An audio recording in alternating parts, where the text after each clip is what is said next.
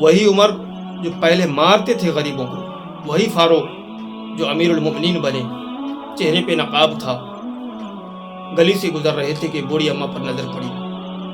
غلام سے کہا کہ بوڑھی اماں بڑا پریشان نظر آ رہی، تو غلام نے کہا کہ حضور چلو حال پوچھ لیتے ہیں۔ تو عمر قریب جاتے ہیں اور پوچھتے ہیں کہ اے اماں، اندر آنے کی اجازت ہے؟ تو بوڑھی اماں نے کہا کہ تم اپنے کام سے مطلب رکھو، لیکن حضرت عمر فاروق اعظم رضی اللہ تعالیٰ عنہ کے بار بار اصرار کرنے پر بوڑھی اماں کہتی ہیں کہ ٹھیک ہے اندر آ جاؤ۔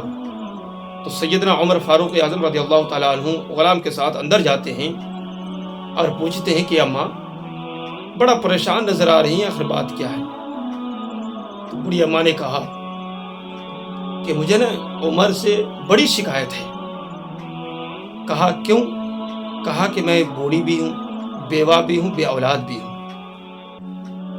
مجھ پر 25 دینار قرضہ چڑھ چکے ہیں اور 3 دن ہو گئے کہ میں نے روٹی بھی نہیں کھائی ہے، مجھے عمر سے بڑی شکایت ہے۔ تو حضرت عمر فاروق اعظم رضی اللہ تعالیٰ عنہ جو کہ چہرے پر نقاب پہنے ہوئے تھے، بوڑھی پہچان نہ سکی۔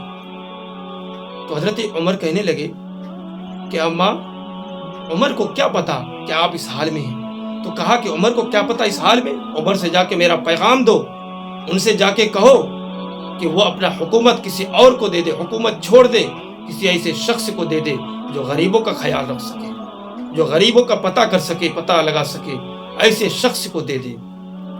تو جب اتنا کہا تو حضرت عمر فاروق اعظم رضی اللہ تعالیٰ عنہ فوراً گھر کی طرف بھاگے، فٹافٹ کھانا بنا کر لائے، 25 دینار بھی لے کر آئے اور کندھے پر 2 اناج کی بوریاں بھی لے کر آئے، 3-4 مہینے کا راشن دے کر وہ 25 دینار بھی دیتے ہیں، کھانا بھی کھلاتے ہیں۔ اس کے بعد بوڑھی اماں کے پیروں کے پاس، قدم کے پاس بیٹھ جاتے ہیں اور کہتے ہیں کہ اماں میرے خاطر نا عمر کو معاف کر دو۔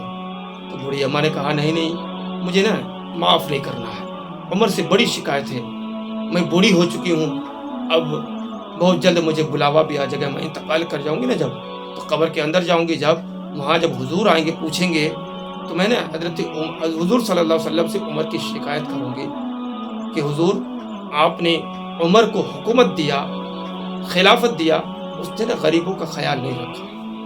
جب اتنا کہنا تھا کہ حضرت عمر فاروق اعظم رضی اللہ تعالیٰ عنہ کے جو غلام تھے نا، یہ سن کر بچوں کی طرح بلخ بلخ کر رونے لگے اور گرگرانے لگے، منتیں کرنے لگے کہ اماں میرے خاطر بول حضرت عمر کو معاف کر دو۔ تو جب بار بار اصرار کیا حضرت عمر نے، تو وہ بڑی اماں کہتی ہیں کہ چلو ٹھیک ہے، میں نے تیرے خاطر عمر کو معاف کر دیا ہے۔ تو حضرت عمر نے کہا کہ اماں مجھے سائن کر کے دو کہ آپ نے عمر کو معاف کر دیا ہے۔ تو ٹھیک ہے، اماں نے کہا کہ ٹھیک ہے، تم کاغذ تیار کرو، میں سائن کر دیتی ہوں۔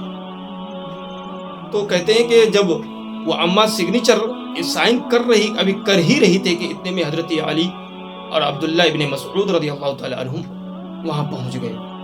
پہنچتے ہی حضرت علی نے بلند آواز سے کہا کہ اے عمر، آپ یہاں ہیں؟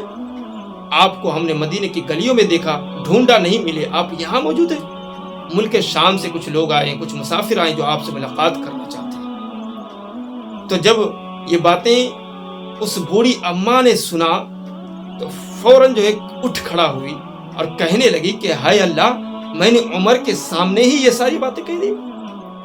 تو حضرت عمر رضی اللہ تعالیٰ عنہ نے بوڑھی اماں سے کہا کہ اماں نہیں، جو آپ نے کہا وہ بالکل سچ ہے، آپ وعدے سے نم کریے، آپ وعدے کے مطابق مجھے کاغذ میں سائن کر کے دیں کہ آپ نے عمر کو معاف کر دیا ہے۔